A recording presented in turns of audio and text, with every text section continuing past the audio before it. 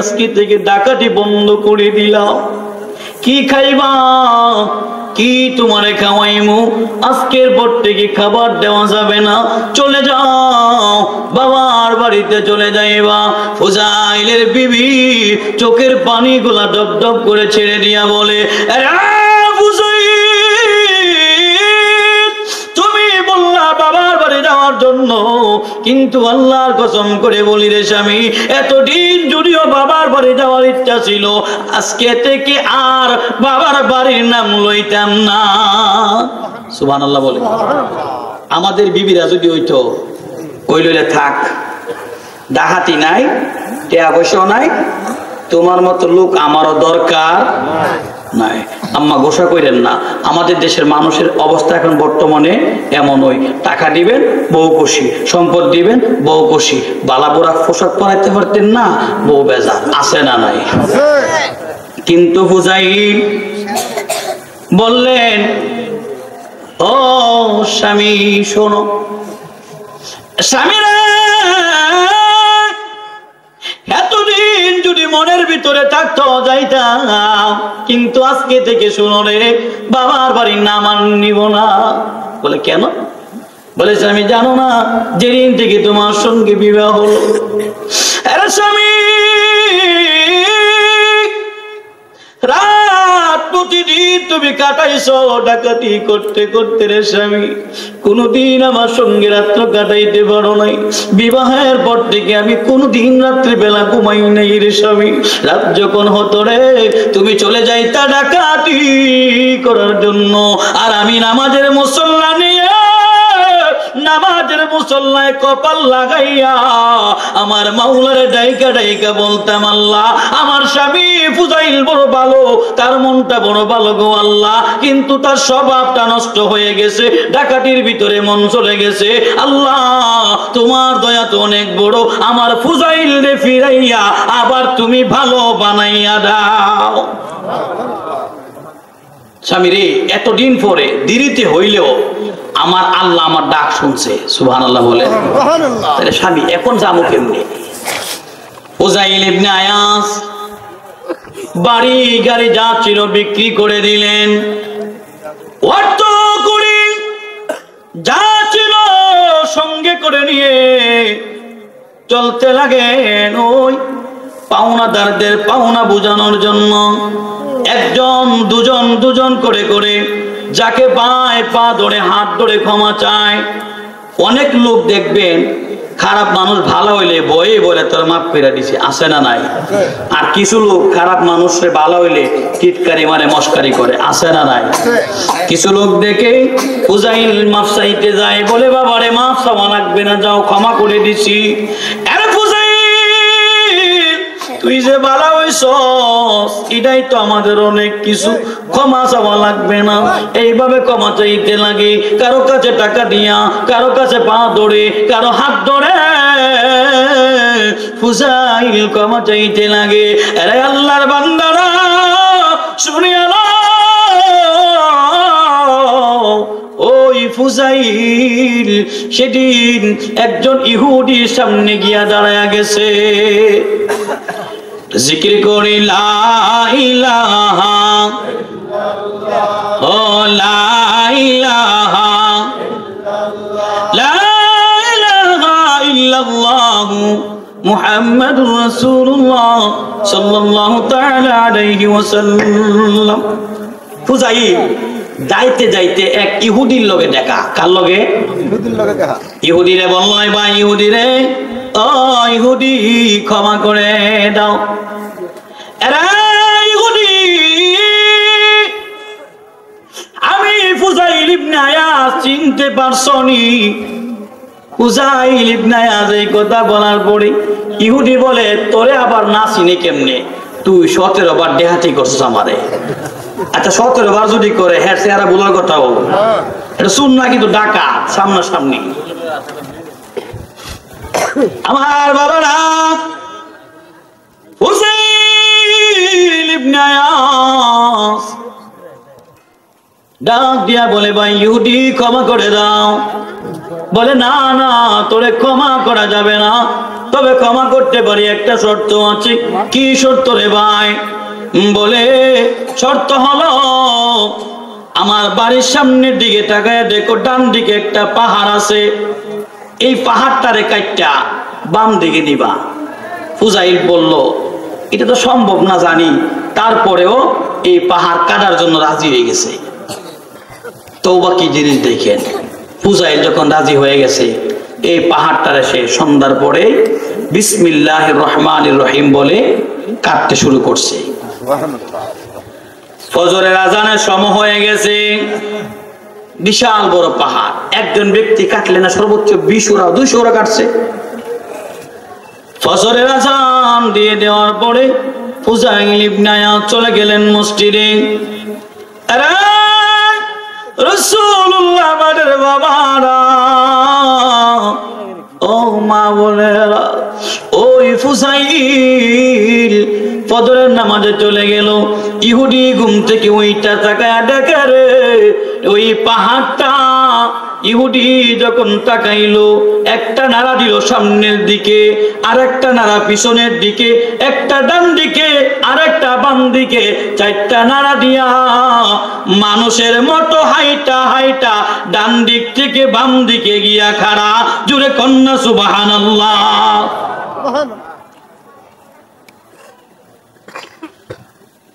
একদিন মাটির ভিতরে হবে ঘরে,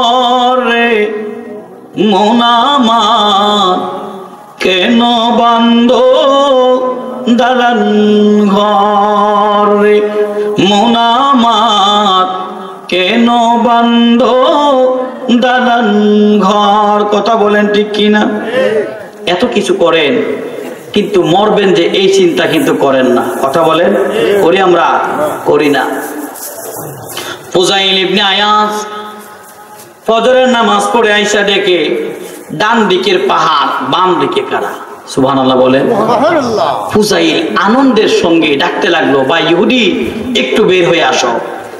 ইহুদি ঘুমের একটা ভান করে চোখগুলি মুছরাইতে মুছরাইতে এসে ডাক দিলেন, ফুজাইল কি হলো রে? বলে তাকাইয়া দেখো, তুমি যেই শর্ত দিয়েছিলা ডান দিকের পাহাড় ডান দিকে নাই, পাহাড় এখন বাম দিকে চলে গেছে। জুড়ে কন্যা আল্লাহু আকবার। নবীজির গোলামের মাওলাজির গোলামের কোনো চিন্তা নাই, চল নবীজির জান্নাতে মদিনাতে যায়, চল নবীজির জান্নাতে মদিনাতে যায়। মন যাইতে চাইনি মদিনায়? দেখেন বাবা তওবা কেমন জিনিস, যারা গুনাহ করছেন খাস নিয়ে তওবা করবেন। ফুজাইল বললেন, ভাই ইহুদি তাকায় দেখো ডান দিকের পাহাড়টা বাম দিকে গেছে গা। ইহুদি বলে না, মানি না মানি না। বলে কেন? বলে পাহাড়টা বাম দিকে ছিল, আমি তোমারে বলতে ভুল করছিলাম। নাউজুবিল্লাহ বলেন। ফুজাইল চেহারাটা মলিন করে বলে, ভাই ইহুদি আর একটা সুযোগ আমারে দাও, আর একটা সুযোগ যদি দাও আমি তাই করে দেখি ক্ষমা নিতে পারি কিনা। ইহুদি বলে, তাইলে একটা কাম করো, আমার ঘরে গিয়া দেখবা একটা চামড়ার ব্যাগের ভিতরে কিছু স্বর্ণ মুদ্রা আছে, নিয়ে আসো। সুবহানাল্লাহ বলে। এটা আগের চাইতে সহজ না কঠিন? সহজ। আগেরটা পাহাড় কাটার কথা ছিল, আর এখন একটা শুধু ব্যাগ নিয়ে আসবেন। ফুজাইল কোনো কিছু না ভাববে ঘরে একটা দৌড় মারছেন। সুবহানাল্লাহ বলেন। যখন দৌড় দিছে, গিয়া ব্যাগটারে ধরার সময় বিসমিল্লাহির রহমানির রহিম বলেছিলেন। কি বললেন? ব্যাগটা হাতে লইয়া ফুজাইল ইবনে আয়াদের সামনে দাঁড়াইছে। ইহুদি রে ভাই, তোমার কথা মতো ব্যাগটা ভিতর থেকে আমি তোমার কাছে এনে দিলাম, ও ফুসাইল, ব্যাগের ভিতরে কি আছে জানোনি? বলে কি আছে? বলে স্বর্ণ মুদ্রা আছে, এগুলি তুমি আমার সামনে ঢালো। ইহুদি বলতেছে এগুলি ঢালো এখানে। ফুজাইল এগুলি ঢালতে যাবে, আবার বললেন বিসমিল্লাহির রহমানির রহিম বলে যখন ঢালছে, দেখে স্বর্ণ মুদ্রা ঝনঝন আওয়াজ ধরে। সুবহানাল্লাহ বলে। ইহুদি আশ্চর্য হয়ে, রাগ হয় নাই, গুসা হয় নাই, একটু অভিমান করে নাই, কিন্তু গরম মেজাজ ভাব নিয়ে বলল, ও ফুজাইল, এতক্ষণ ক্ষমা করার চিন্তা ছিল, কিন্তু এখন তোমারে আর ক্ষমা করতাম না। ফুজাইলে আবার কাঁদতে লাগলো, ভাই আপনি বললেন দুইটা শর্ত আপনার সাথে করলাম, কিন্তু একটাও মানেন না, কারণ কি? ইহুদি বলে, ফুজাইল, আমারে তুমি তোমার কাছে মুরিদ করাইবা। আরে ফুজাইল, কালেমাটা পড়াইয়া আমারে তুমি তোমার হাতে মুরিদ করাইয়া দিবা। ফুজাইল ইবনে আয়াজ বলি, ও ইহুদি ভাই, আমি তো এখনো ভালো করে মুরিদ হতে পারি নাই, মুসলমান এখনো হতে পারি নাই, ইমানদার হইতে পারি নাই, তোমারে কিভাবে মুরিদ করব? জোরে কন্যা আল্লাহু আকবার। নবীর প্রেমিকেরা দিশেহারা মরণের বই করে না, প্রেম তো মরে না। কথা বলেন ঠিক কিনা? ফুজাইল এখনো কিন্তু আশা ধরে বসে আছে। ইহুদি বলে ক্ষমা করা যাবে না। বলে ভাই কেন? বলে ভাই, আমি যখন তোমার এই শর্ত দিয়েছিলাম, ডান দিকের পাহাড় বাম দিকে নেবা, আমি রাতের শেষে যখন তোমারে খুঁজতেছিলাম, ওই আউয়াল ওয়াক্ত নয়, ফজরের আজান শুনে আমার ঘুম ভেঙে গেল। আমি যখন দেখলাম, যাইয়া দেখি বাম দিকে ডান দিকের পাহাড়টা চারটা মুসুরা দিয়া মানুষের মতো হেঁটে হেঁটে রে ওই বাম দিকে গিয়া দাঁড়ায়া গেছে। জুড়ে কন্যা আল্লাহু আকবার। এই দৃশ্যটা দেখা তোরে ক্ষমা করতে আমার আর মনে চাইল না। ডাক দিয়া বলে, কেন? বলে, আমি জানতে চাই কি পড়েছিলা তুমি মাটি কাটার সময়।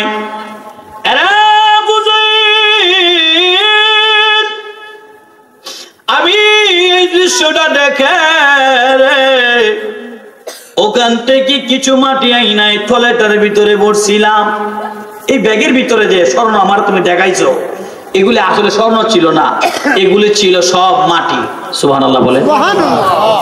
ফুজাইল, আমি তোমার পরীক্ষা করার জন্য মাটি এগুলা ব্যাগের ভিতরে ভরে দিয়েছিলাম। ফুজাইল রে, কিন্তু তুমি ওই মাটিগুলা ভিতর থেকে আনছো, মাটি আর মাটি নাই, মাটিগুলি সব স্বর্ণ হয়ে গেছে। জুড়ে কন্যা সুবহানাল্লাহ।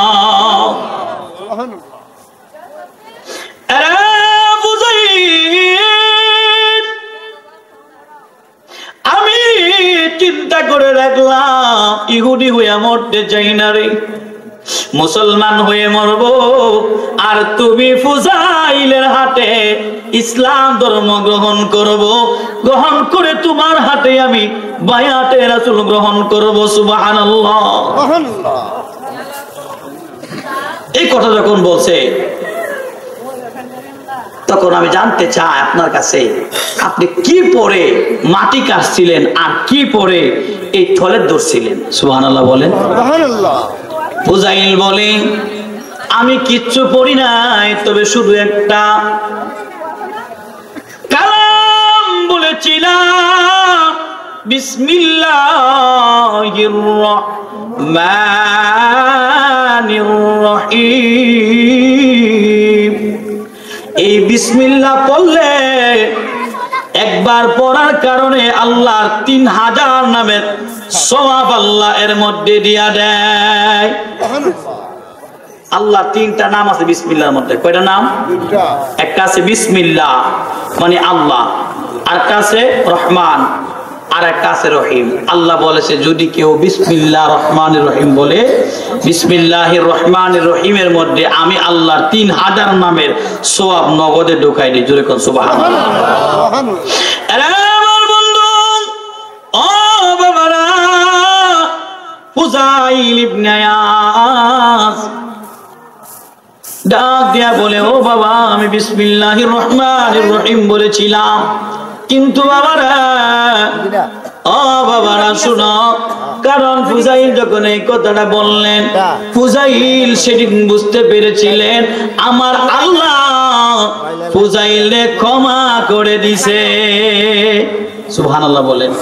এজন্য বাবা আমি যে কথাটা বলছিলাম, মানুষের হক আদায় না কইরা মরলে আল্লাহ আপনারে ক্ষমা করবে না। আর একটা ছোট্ট হাদিস আপনাদেরকে বলি। হাসরের ময়দানে আল্লাহ 2 বান্দার মধ্যে একটা খেলা খেলাইবে। এক বান্দার আল্লাহ জান্নাতের সার্টিফিকেট দিয়ে দিবে, দিয়া বলবে বান্দা যাও তুমি জান্নাতে চলে যাও। সুবহানাল্লাহ বলেন। ওই বান্দা হাসতে হাসতে জান্নাতে যাবে। আরেক বান্দা সামনে খাড়াইব, খাড়াও কই যাও? বলে জান্নাতে।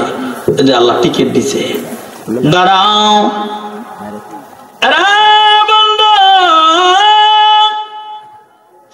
আমার আল্লাহ তোরে জান্নাত দিছে রে, কিন্তু আমি তোরে জান্নাতে যাইতে দিতাম না। বলে কেন? বলে আমার কিছু হিসাব বাকি আছে রে, আমার হিসাবগুলি আমার দেওয়ার পরে তুমি জান্নাতে যাইবা। আল্লাহ ক বান্দা কি সমস্যা? বলে আল্লাহ দুনিয়াতে আমি একটু নিরহ ছিলাম, গরিব ছিলাম, তোমার বান্দা আমারে যা তা ব্যবহার করছে, আমারে শান্তিতে থাকতে দিছে না। আল্লাহ আমারে সে দুনিয়ার জমিনে তার লগে বালা কথা কইতে দিছে না, আমার হক সে নষ্ট করছে, আমি আজকে এর বিচার চাই। আল্লাহ বলবে কি চাও? এখন তো আমল, টাকা পয়সা নাই, কিচ্ছু নাই, আমল ছাড়া। ওই বান্দা বলবে আল্লাহ আমি আজকে এই জিনিসটাই চাই।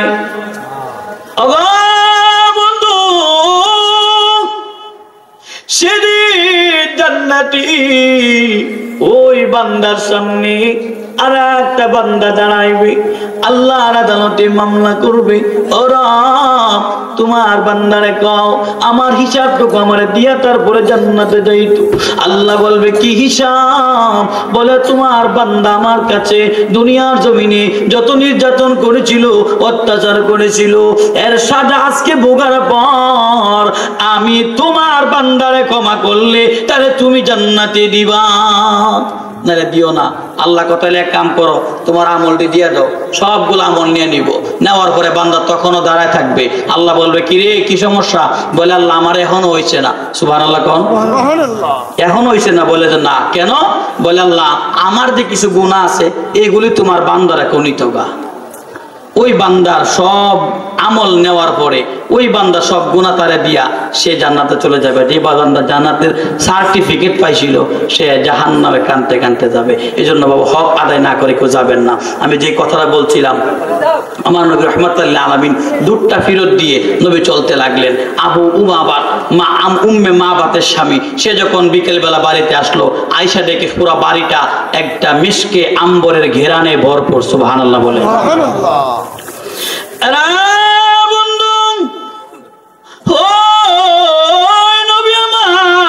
মদিনার ওয়ালা করে দিলেন, চলে গেলেন সিদ্দিক আকবরকে নিয়ে রে বাবা। অপর দিকে ওই আবু উমামা বাড়িতে মধ্যে ফিরলেন।